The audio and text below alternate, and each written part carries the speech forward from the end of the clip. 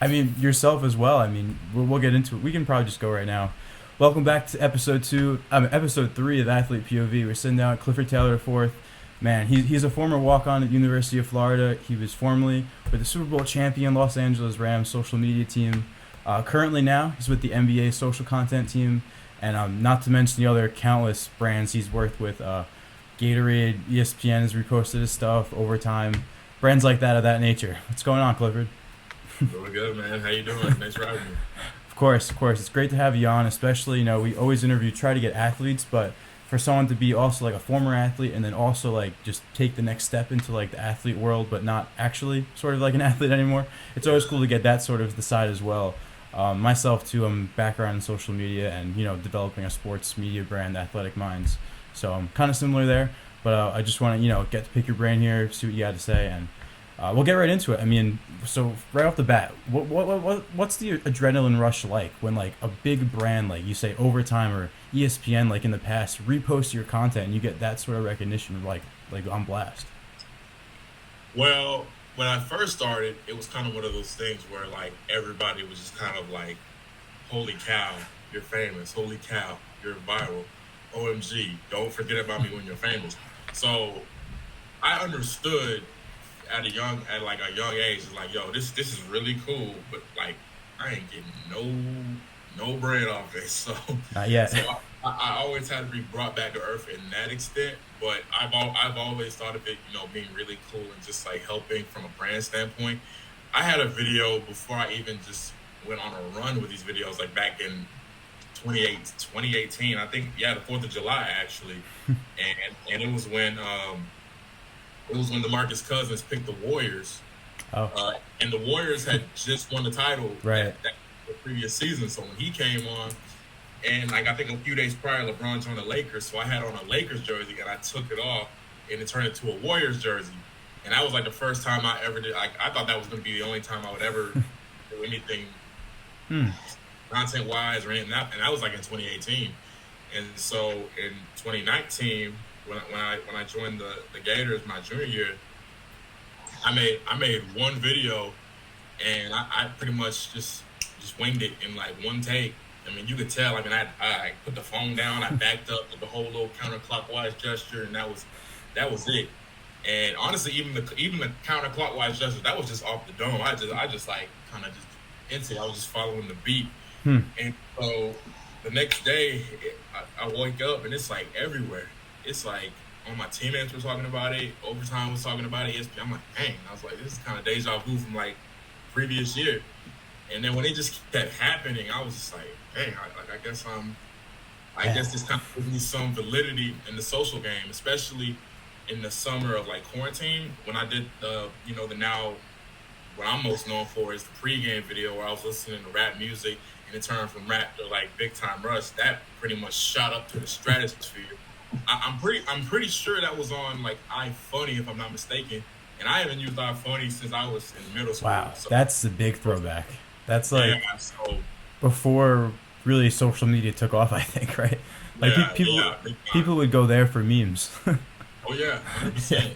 So knowing that it was there, it was like okay, I guess I kind of have a talent, if you will, doing this like social media stuff, and here I am now, like almost 400,000 followers later. So it's crazy. So now I gotta ask, did that kick off the Clifford show? And tell me about that. Yeah, well, so this is what happened when I started that. So that started around, yeah, around close to a little bit after this time last year. So obviously everybody knows AJ Green. He's a good friend of mine. We have the same agent representing us. So he was going to a high school game, just trying to get content. And he asked me to go with him.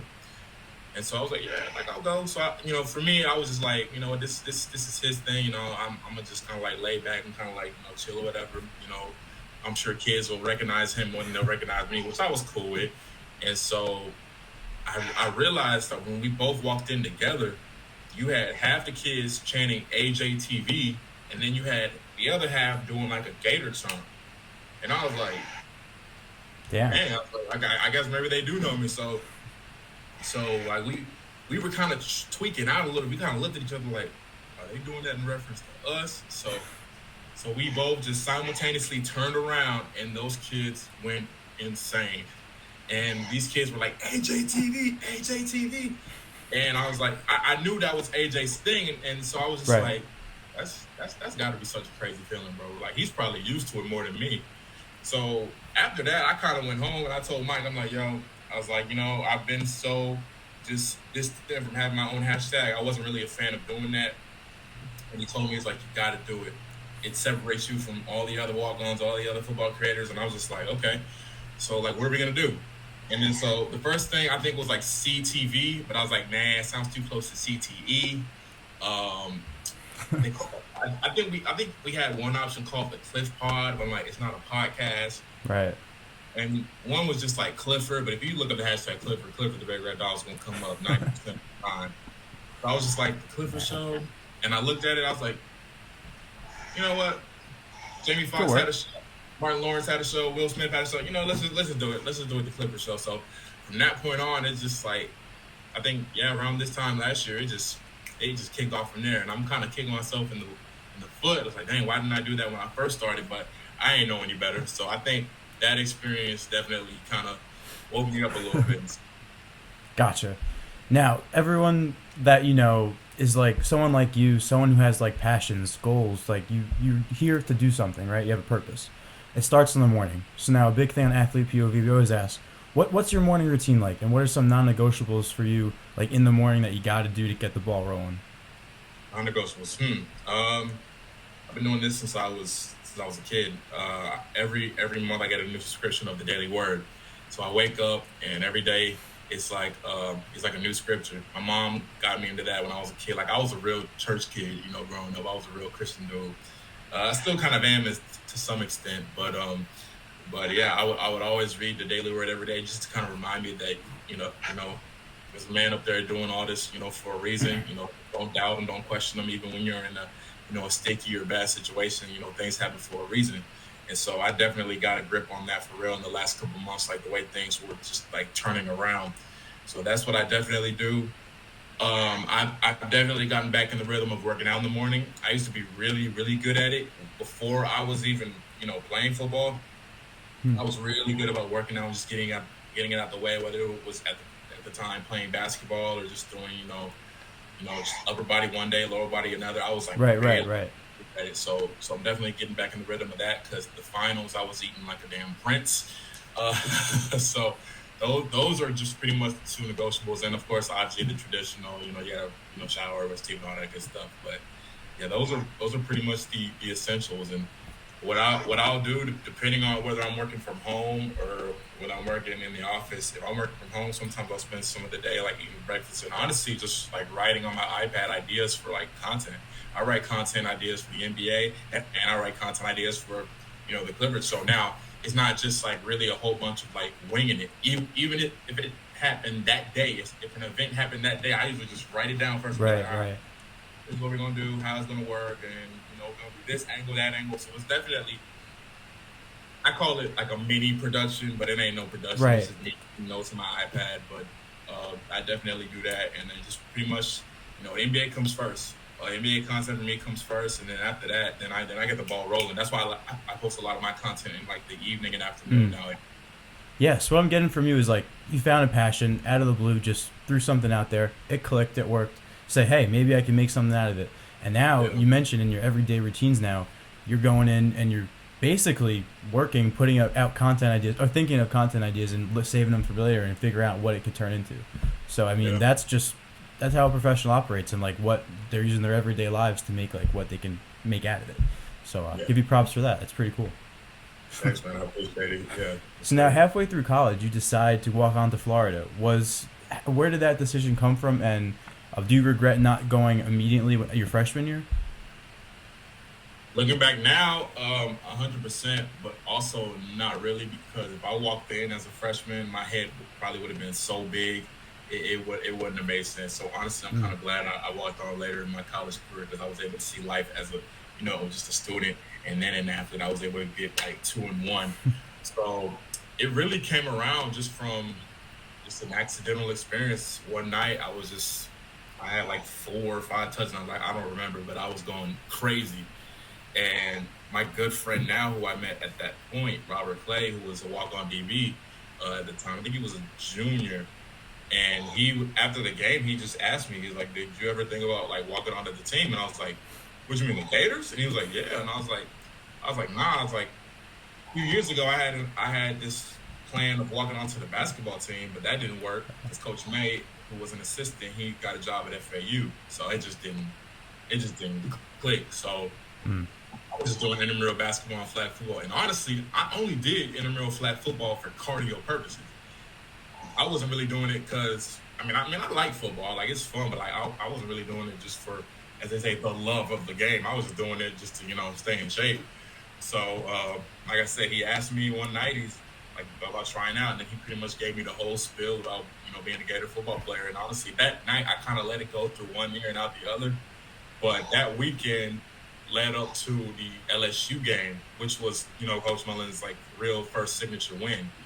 And so I just kind of did like a little glance around after the game, and I was like, kind of like one of those things where it's like, yeah, I want this. So so once I got back to the Springs complex, I just sat there for like 20 minutes to myself, and I was just like, if I got to do this, I gotta either go hard or go home. So I told my mom, told my dad, I was like, yeah, I'm gonna give it a shot. Dad was all in for it. My mom was scared to death. My friends didn't believe me, and so pretty much for the next 3 to 4 months, I was just working out, getting in contact with any trainer in Gainesville that I could find to help me get football ready, the best football ready. Mm. And yeah, I got from about 200 to 225, 230, something like that. I gained a lot of muscle, and I bet, then yeah. and lo and behold, come February, I had a tryout. It was only like four of us when I tried out, and lo and behold, I made the squad. I had to wait a little bit because my class schedule conflicted with spring ball, but lo and behold, June came around, and I was on the squad. There you go. And everyone has like their weird story of how they got to where they want to get to. Like I remember I was talking to a kid. He was from the United Kingdom and he wanted to come play in the United States, so he came out to go to Vanderbilt, and he like met up with the coach in the parking lot to like ask for a tryout, and like told him all about himself, and he ended up getting it that way. So that's just another way that like wow, like if you want something and like you're credible and like you have like the things to do it and able, hey, I Oh mean, yeah, you made it like to where you want to get to. And another thing you should be proud of, you're taking action into what you want. So that's like the biggest thing in life, I think. Really, when people want something and they don't take action, it's like, what are you doing? You just go. yeah. I feel like Gotta go that's a for it, big, man. it's a Gotta go block into for it. everyone, just in general. But Yeah. on the other side of this, we see on social media also you're pretty vocal about like maybe your mental health, right, and something like that. So I have to ask you this: on a 100% scale, how big do you think physical and mental health play into an athlete's like? How does that form for them?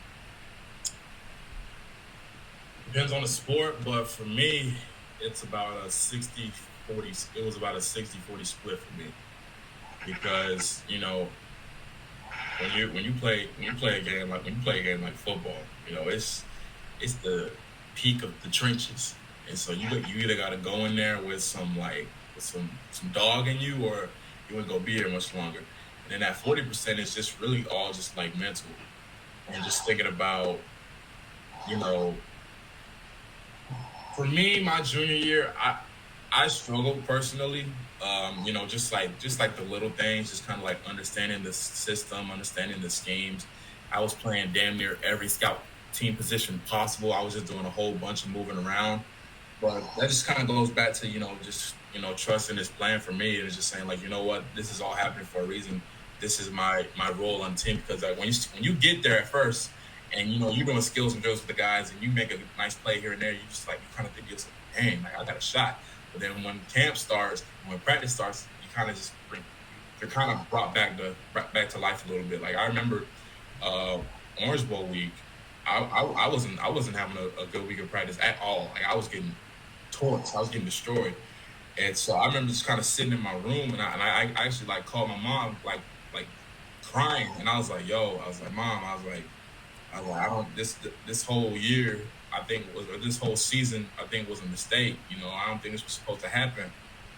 And she kind of kept me up and was like, it's just part of the process. And my brother now, one of my close friends now, obviously he just won a Super Bowl. Van, he came in and he was just checking up on me, and those little moments like that you don't ever forget. So he came to me and we were just chopping it up a little bit, and he was telling me like I'll be around, and things are gonna be okay and things like that. So Mm. for me, I always wear my heart on my sleeve, no matter what it is. So I would say for me, it's about 60-40. Hey, I mean, like you said, everyone's different. I think you gave a great reason why, because every sport could be a different, mindset or physical attributes to have. So yeah. Yeah, that's a great way to explain it. Yeah, if now going back to now social media, right? So, athlete at Florida, do you think that played a role, like being an athlete into then getting to the Rams to the NBA? Do you think being an athlete definitely helped a little bit in getting those roles? 100,000%. That especially, and they'll never admit it, but especially my social media, especially because what happened during my senior year with the Gators, I was fortunate enough to get an opportunity to take over their social platforms, predominantly, TikTok. So it was pretty much that was like the first time we really gave the Clifford show like a shot. So You're talking about Florida's page, right? Just Florida's clear. page, yeah. So go in there. I had ideas. It was just a matter of getting, Gator athletes, some that I never met before, just kind of getting them all together and being like, all right, let's make some shake. So Mm. that day, I did stuff with the women's basketball team. I did stuff with the golf team. I did stuff with the soccer team, football team, obviously. And yeah, in Albert, Alberta, obviously, and we were just getting the ball rolling. And the most popular vid, and thank God it went viral, because like all the other vids did pretty solid, but this really like kicked the Gators off into the stratosphere. It was a video of me shooting a bunch of bricks, and it was like 3, 2, no good, but 2 seconds I've been at it, and he kept shooting and he kept shooting, and then he finally made one at the end, and it went crazy. And so that's when I realized like, yo, it's like if I can do content creation for the Gators, I was like, then I can do content creation for the masses. And so I got right with my advisor, and she was giving me all these different opportunities. And honestly, they didn't even tell me about the Rams when I actually went on Twitter one day and just got lucky enough to scroll down and see it. And so I had just finished like a 6-week program with Wilson at the time.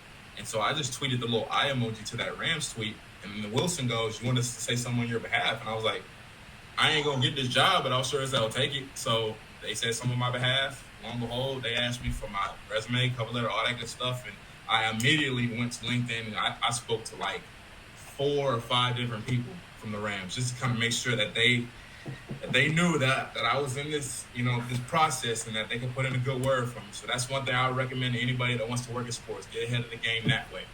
Mm. So I get an interview, and obviously it worked, because they told me in my interview they narrowed that list down from I think like 400 to 14. I think she said, yeah, 400 to 14.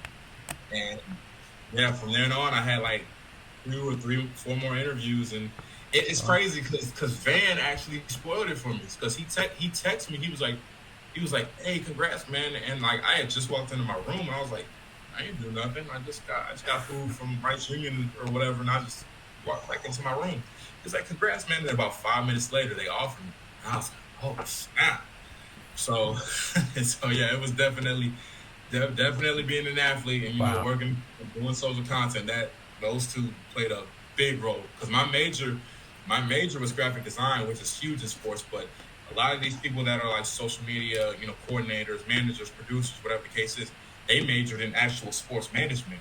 Right. So it was definitely like one of those things where it's like, yo, like this wasn't supposed to happen, but you gotta take the challenge, embrace it, and do the best with it. Otherwise, you could lose it in a heartbeat. Wow. That's a lot to take in from like what the path, like the building blocks to get to where you are. But then at the Rams now, you go from, Florida to Los Angeles. What was the biggest hurdle to get over from like changing really like time zones, everything? I would just honestly say just moving up there. It was rough. It was rough for me. That, and like that was one of those times where I was having like real breakdowns about the whole situation. You know, about a week or no, about a couple weeks ago, I had publicly spoken about how last year I had like a freaking meltdown and almost ended everything. And at that time it was like 2 or 3 days leading up to my first day in LA. So I was nervous as ever. I didn't think I belonged there. I thought all this was like a fluke. We were struggling to get callbacks for apartments and things like that. It just was one of those things where it's just like I don't know if this is like really, you know, meant to be. So, I just, I would just kind of sit back and just be like, am I really like supposed to be here? But when I first got there, they did a good job of, kind of like luring me in and kind of being like, no, yo, we understand that like, yo, moving, especially as a new guy from the East Coast, it's never easy. And I wish they told us that in some sort of course in college that like make sure you have money for like moving out. Moving cross country is bigger than Yeah, it seems. moving across the country, it's a gamble. Like, oh my god, I hated those 5 hour flights. Especially like, when I had to go over there from home. Oh my god, I hated it. Right, because you're from like the Carolinas area, right? Or something. Yeah, I was born and raised in Carolina, and so like it was just so different. I hated the time change too. Like getting up for college football at 6 o'clock is not it. It's not it because me and my best friend we always had this thing where it's like college game day starts at 9. We're up at 8:30. So he would call me sometimes at like 5:30. And Oh man. So it's good. It's good to be back on a normal schedule with that. Because me and my best friend Jay, we can talk about college football like all the time. So now that I can get up at a reasonable time, it's good. It's good. Man, I mean, those are the things that make you. I think though they really like they make your character, right? The adversity that you go through to like stuff that you don't expect to happen that you then do and it just falls through, right? Then you just have that like mental baggage that I can get through this, I can get through that now. So I feel like it's definitely making you better as a person, making anyone who goes through something like that better as a person. So we talked about stuff that might be tough, but now Rams won the Super Bowl. How lucky can that be? Maybe not lucky because the team is good, but like lucky of the right place, right time for yourself. Obviously, that had to be the most exciting thing to happen, winning a Super Bowl. But other than that, what would you say else was like some of the highlights from that experience? Like the experience with the Rams in general, or just the Super Bowl? The Rams. Go on. Tell me about the Super Bowl too. I would say my favorite besides the Super Bowl was training camp, because that's when I really like met everybody, and I got to learn about everybody beyond just wearing a bunch of blue and yellow and work all the time. And so we were just hanging out with each other. It was straight vibes. We were just enjoying camp. We were in Orange County, Irvine, California. It was awesome. Getting along with some of the players. That's always good. It's funny because like some of the guys would like come in and tell me they're like, you see your TikToks all the time. It's just like, damn, like, that's crazy. So it's just cool to like build that chemistry. And then Super Bowl weekend was so fun because they gave us a complimentary ticket, but I was deciding back and forth between my mom and my dad, and I was just like, I don't want them fighting over this ticket. I'm like, I'm gonna just give this to my best friend so that way they can just not fight over it and just hate each other for the rest of their life. So I called my best friend while he was at work. I'm like, yo, big dog. I was like, how'd you like to go to the Super Bowl? And he was like, are you joking? I'm like, no, I'm dead serious. He's like, I will literally get a flight right now. And the thing about it is he hates flights. So I'm like, Jared, I would not ask you for a flight if I wasn't dead serious. And so booked this flight, and we were in California together. And we were just, man, like that week was so fun. Like we just got to see LA for what it truly was. We got to go to the Super Bowl experience. We got to do stuff with Wilson. Obviously the Super Bowl after party. Like we were just living the whole experience that week, and it was just like it was unbelievable. And so I never take that opportunity for granted. So that was hands down one of the cooler experiences, especially when you do that and do, of course, now the finals. So it was awesome. From the Super Bowl after party, right? You have any nice stories for players or something like that? Yeah. So me and Jared, we both copped brand new all white fits for this party. We had custom patched Super Bowl jackets that we had for this party.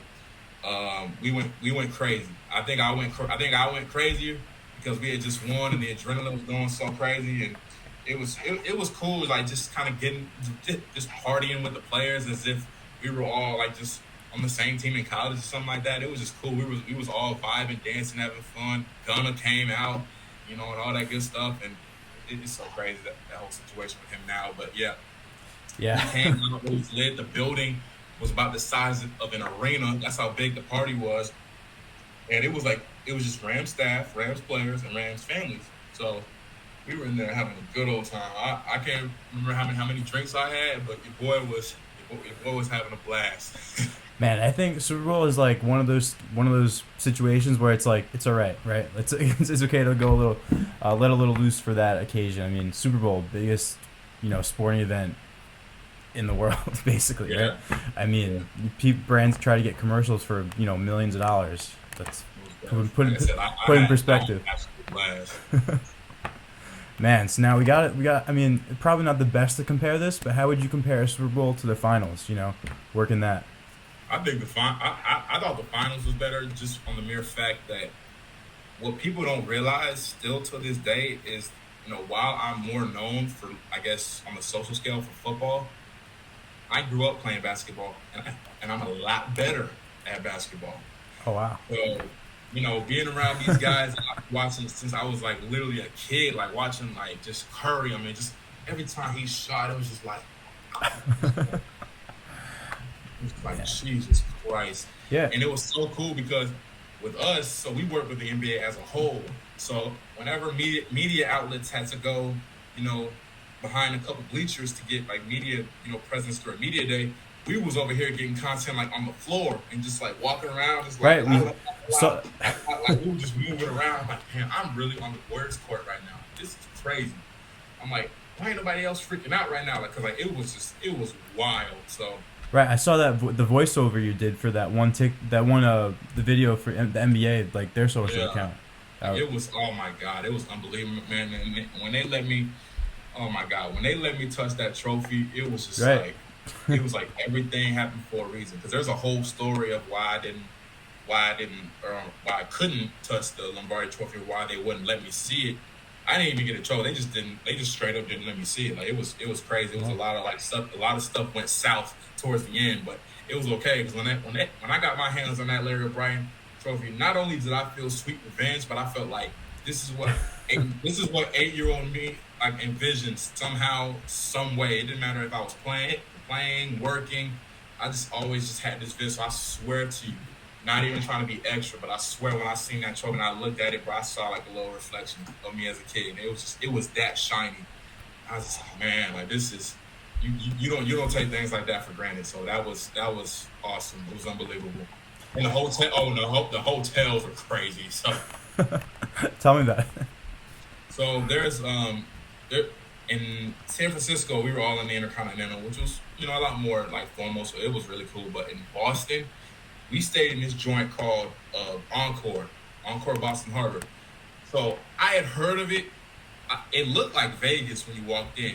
Like it was like there was casinos on the first floor, burger joints. There was a Shake Shack. I think there was like a Dunkin' Donuts down there too. It was like huge. So I'll never forget because for games 3 and 4, they only picked a certain amount of us to stay at the Encore, and then the rest of them stayed at like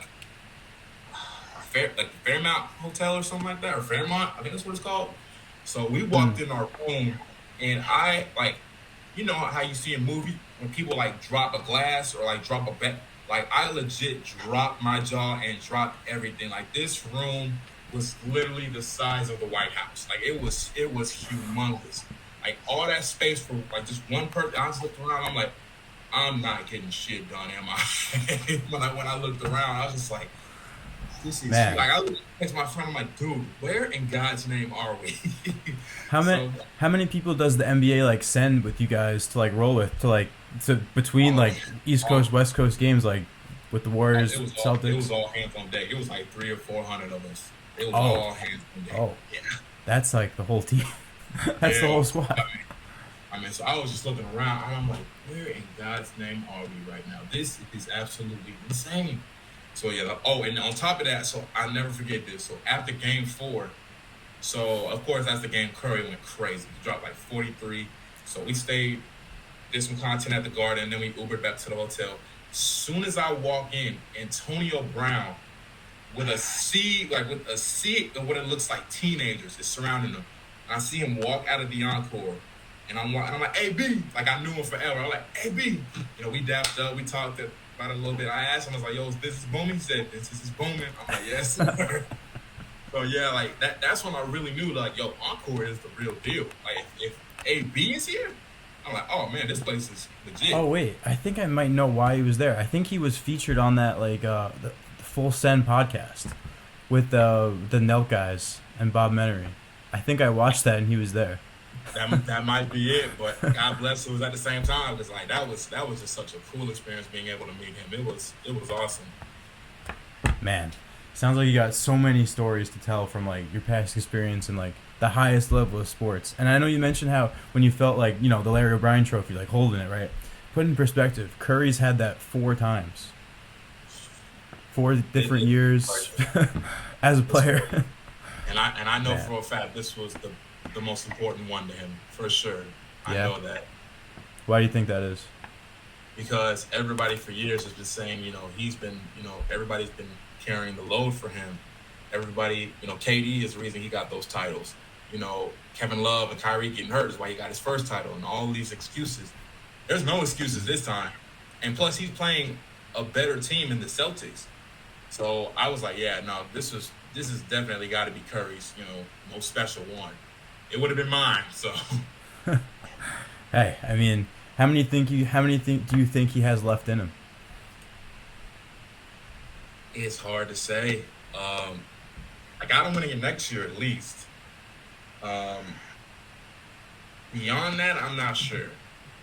But he'll get number 5. Yeah. I know that. He'll get a 5th one for sure.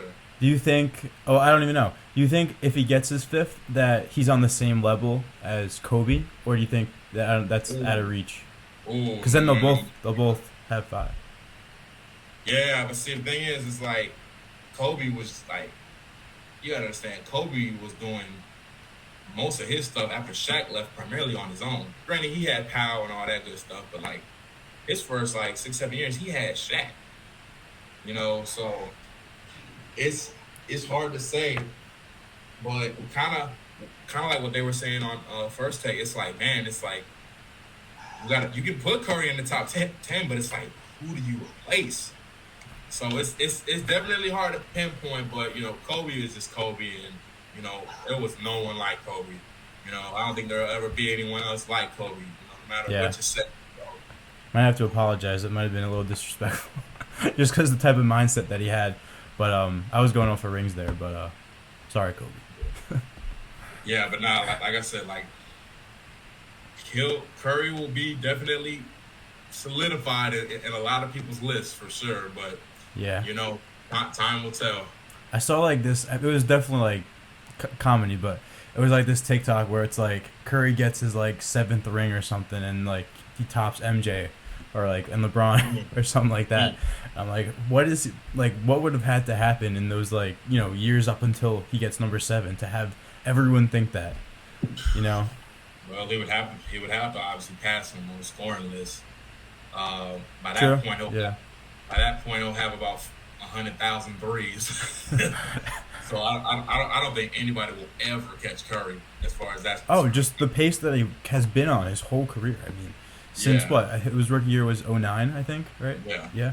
Even with a sprained ankle, I think it was his 2nd or 3rd year. It's yo, Curry is just lights out. He just broke Ray Allen's record. Yeah. And he's far. I mean, maybe half a decade far from being done. So.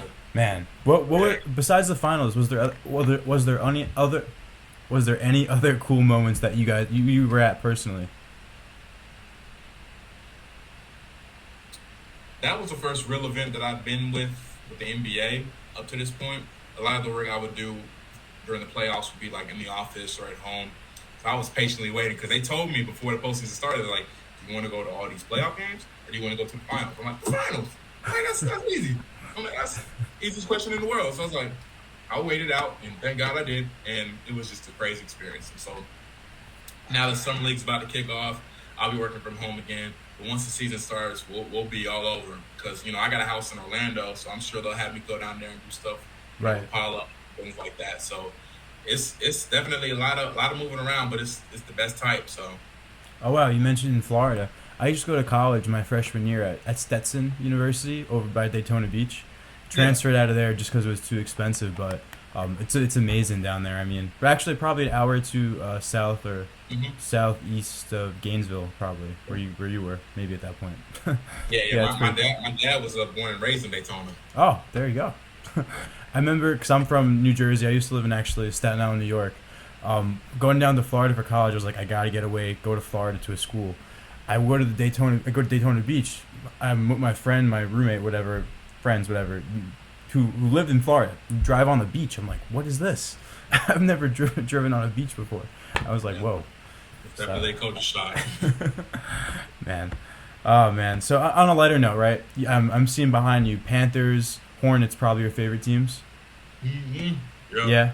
Question for you. You got the Hornets and Panthers both playing at the same time on TV. Who you watching?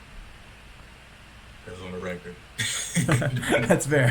That's fair. It really depends on the record. If they're both doing good, more than likely, more than likely the Panthers because they got only 17 games during the regular season.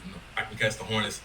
That's They true. got 40 other home games and 81 other games that I can watch. But the Panthers is like it's short, so I'd probably watch the Panthers. But man, the Panthers are just in a freaking hole right now. It's just like Man, it's tough your quarterback situation. I mean, as a Jets fan, we threw you Darnold. mm, What mm. what are your thoughts on Sam?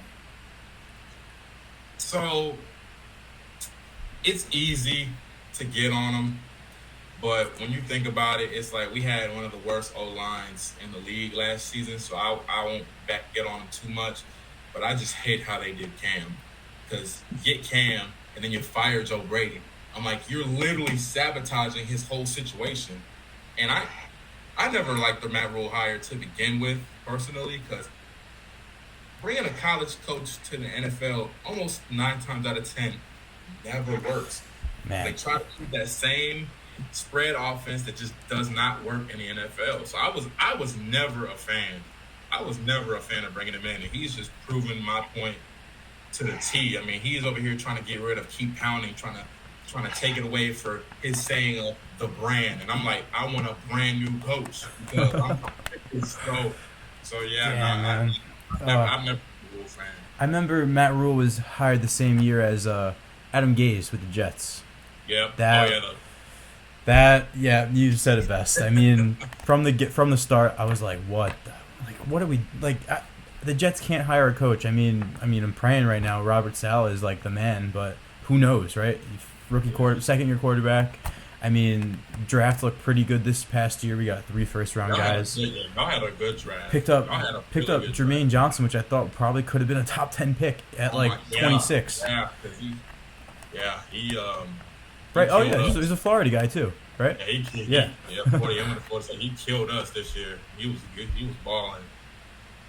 Yeah, Oh wait, no, he's at Florida, Florida State. he was at Florida State. Florida State. I'm like, oh shit. I'm like, yeah, my bad. Oh man, wrapping up here. What would you say? Where do you say your creative inspiration comes from? Hmm. I think just not only just watching other creators, but just kind of seeing how certain creators go about themselves. Like growing up, my favorite and still my favorite was Scooter Magruder. He was a big YouTuber. He did a lot of like sports stuff, like stuff fans say, fans reacting to certain games and just things like that, and just the way that he went about like doing it. And he never shied away from his schedule. He would always post videos on a Sunday, so I would always have my clock ready whenever he posted, and he never let me down. And so I've always been a fan of him. Still a big fan of him now. So I still watch his stuff all the time. And from a storytelling standpoint, whenever I do these storytelling videos, honestly, a lot of that inspo comes from the people that I work with now. We Mm. have some amazing storytellers. Jenny Fisher, who's been with the league for a while. Carly Nevis, who's also been with the league for a while. And just like, kind of watching them and how they portray certain things on the NBA's channel. It's like, damn. It's like I want to know how to do that. Do it on y'all's level. So just like learning from your coworkers and just learning from big time creators like Scooter. Those are my biggest inspo. Man, that's great stuff. And you mentioned now in your personal career now, what's the biggest goal for you right now personally? Um, I'm still trying to figure that out, honestly.